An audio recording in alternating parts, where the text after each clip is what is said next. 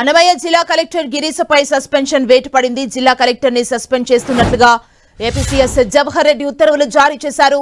Suspension సమయంలో విజయవాడ విడిచి వెళ్లొద్దని ఆదేశించారు. తిరుపతి లోక్సభ ఉప ఎన్నికలో రిటర్నింగ్ అధికారిగా గిరీశ వ్యవహరించారు. ఆయన లాగిన్ ని దుర్వినియోగపరిచారని అభియోగం నమోదైంది. దీనిపై విచారించిన ఎలక్షన్ కమిషన్ చర్యలు తీసుకోవాలని సీఎస్ ని ఆదేశించింది. ఇదే అంశానికి సంబంధించి మరిన్ని డీటెయిల్స్ మా ప్రతినిధి జయరాజ్ మనకు అందిస్తారు. జయరాజ్,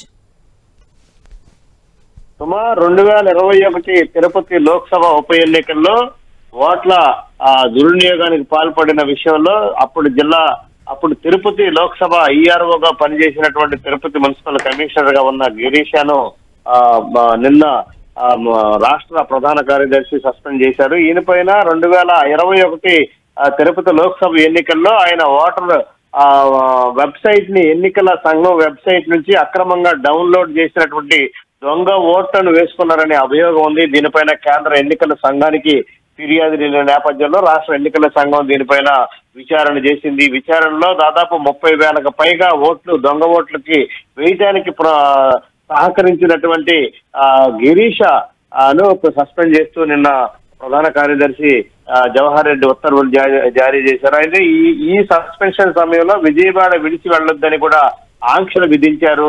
తిరుపతి లోక్సభ ఈఆర్ఓగా పనిచేసిన గిరీష అప్పుడు ఆయన లాగిన్ ఐడి ద్వారా దాదాపు 30,000కు పైగా ఎపిక్ కార్డుని అక్రమంగా డౌన్లోడ్ చేయడం, దాదాపు వాటిని కూడా అక్రమంగా ఓట్లు వేసుకోవడానికి సహకరించారనే అభియోగం ఉంది. దీనిపైన వచ్చిన ఫిర్యాదుల నేపథ్యంలో రాష్ట్ర ఎన్నికల సంఘం దీనిపైన సంపూర్తిగా విచారించింది. విచారణలో ఆయన అక్రమాలకు పాల్పడ్డారనే అంశం నిర్ధారణ అవడంతో చర్యలు తీసుకోవాలని చెప్పేసి ప్రభుత్వానికి రాష్ట్ర ఎన్నికల సంఘం సిఫారసు చేసిన నేపథ్యంలో నిన్న ఈయనపైన రాత్రి సస్పెన్షన్ చేస్తూ ఉత్తర్వులు జారీ చేశారు. అనేక ఆంక్షలు విధించారు.